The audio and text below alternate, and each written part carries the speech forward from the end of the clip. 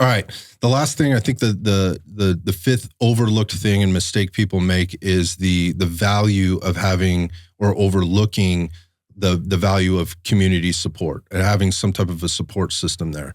And a lot of coaches do a really good job at this. Again, there's lots of formats. There's Facebook groups. There's, you may be inside an app that has a messaging system where you're working with all the people that are on the program are in there, where you can see questions getting asked and you can see them being answered, or you can ask your own questions and they could be answered, in whatever format they're giving it to you, or they're allowing you to do that. And that's great for the coaches for a couple of reasons. One, because it gets everybody involved, right? And you can kind of see what people are getting, what they're not getting, what their challenges are, which allows you to make adjustments or to really get feedback. Yeah, feedback and be preemptive with some of the things you might want to put out there in your support mechanisms, emails, other materials. FAQs, Yeah, that kind of thing, which that can then help a coach redesign, what they're promoting or how they're marketing their program. Like, hey, here's again, add it to an FAQ, or hey, this is something that comes up a lot. This is a major pain point for people when they're doing these online programs.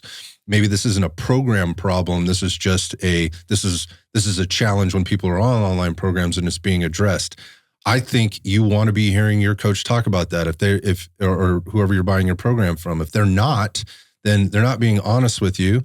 And it's like, this is the solution. I am the way. This is the way, and that's all you're hearing. That's a red flag, right? So getting access to these communities and this kind of communication platform is important. A couple of things that'll come up with that are, if somebody else has, you've heard this, like if you have a question, it's likely somebody else in that group is going to have the question.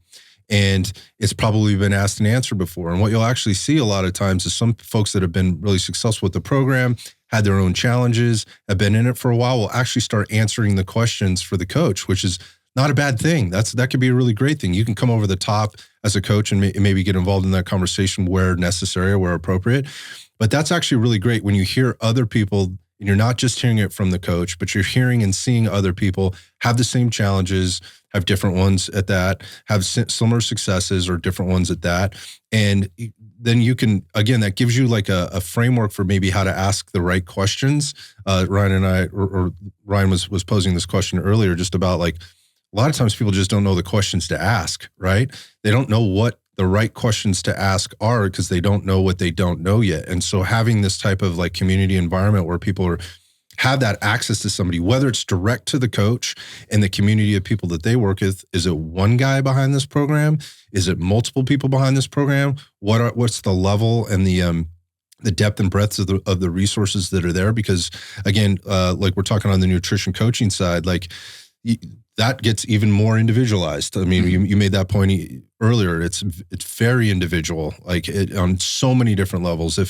If training is individualized, then nutrition coaching to me is like just add 10x to that in terms of the level of personalization that needs to go into that to help somebody find a framework for themselves and long-term solutions. And that, I'm not even talking about the education process, like how do people receive information? How do they retain information? How do they apply that information? That kind of thing. My point being is when you get into these community groups, there's a lot of value in that. I just even like in the in-person side of things, I remember when I first started Red Dot, I was a bit opposed to doing group training. Like group training for us is like 8 people in a session. And that's, again, it's kind of like this, right? Where it's a template or a framework for what people are going to be doing today. And they choose what workout or what session they want to get into and they come in. So everybody's kind of doing the same thing, much like an online program. Here's all the things that we're doing.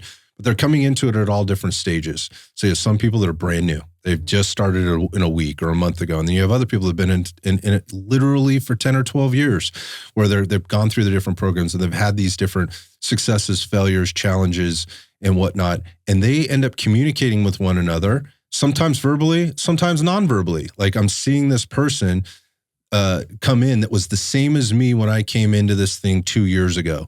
And man, look at this, look at these results I've gotten. And you know what really helped me was when one of the other 2-year or 3-year or 5-year kind of veteran people came over and complimented me or commiserated with me. Man, that sucked today, didn't it? Like this was tough for me and I've been here for 5 years. Or at the same time, like, hey, you know, I was in the exact same spot you were in. just keep it up. Like, I remember how miserable it was for me. Like, my body was hurting and I didn't think I could continue to do this. And I felt bad, emotionally, because I couldn't keep up a lot of the time. Sometimes I could only do 2 sets and not 3 sets like everybody else was doing. That kind of thing is uber valuable, not just for the people that are involved in the program, but also the coach. Well, and we talked about that, especially COVID, that rocket launched the home gym, right? That rocket launched people, and there was all these reports of people, the big gyms and even gym studios like ours, they're going to be this huge downfall because everyone's just going to work out at home. And that is the reason, though, that the industry, most people did not continue to just work out at home. They sought out places like our gym. They sought out places like other big box gyms. They needed community. Because they need community. So all the power to you if you're someone who can stay dedicated and work out at home and do that on your own. But I do think you need to either be, one, a very self-sufficient, a very self-reliant, and a person who can keep self-motivated person. Intrinsically motivated. Or if we're talking about the benefits from having a community in where there are these access, where even though you are working out at home, but you are doing some sort of online program, that you have to almost advocate and you have to put forth effort to say the things like, yeah, that workout sucked, because some of those things are only going to really come up when you see that other person suffering next to you and you don't actually go out and communicate that, right? It's kind of the unspoken thing you were talking about. So I think that's one of the things that can be a downfall. If you're someone, those days where you're really not feeling like you want to get up and push and do that workout, if you don't have that community around you in whatever degree that is, that's where those days it's hard to stay bought in and hard to stay consistent for sure. Yeah, so this all the time. Suffering is always better with a partner. Oh yeah, right. Mm-hmm. Whether you know that person or not, when you see people kind of going through it together, this exists in all forms of business life, trials and tribulations or whatever. It's always good to be around. Know that there's other people that are going through or have gone through the same thing that you have, including the coach or coaches that can contribute to the growth that happens in that process. And sometimes it's steering you back on track. Sometimes it's just a pat on the back. It's validating what you're doing. Or it's just making a small adjustment that can have a massive impact in terms of how this program is working for you. What are the things that you could do differently? What are the things that you should be looking out for? So again, coming back, to the top, just kind of recapping, it's like, look, if you think there's a one size fits all for you, like you're going to be wrong. I'm not saying there isn't a program out there that could work great for you. I'm just saying none of these programs are going to be it's not a one size fits all. It's not a perfect solution. You neglecting to do research on the program, the coach, the community that's behind it, the results, also like what is actually inside the program, like what is actually required in terms of a commitment to stay consistent on the program and get the result that you're ultimately looking for. Massive overlook when it comes to, especially when people are like hot to buy, like that's it, I'm done today. Like, I'm tired of being fat. I'm tired of being out of shape. I'm motivated to buy. I go out there and I'm looking for it, and I need a program that costs me $50, right?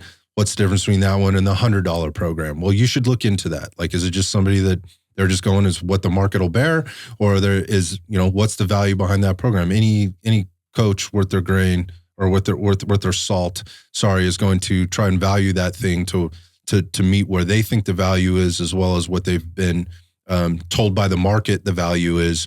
And so those are things to consider as you're doing your research. But if you're not researching that thing and you're just going off of a whim and an emotional feeling, huge pitfall. We see it all the time. You just made a $50, $100, $1,000 mistake, whatever that is. So be cautious there.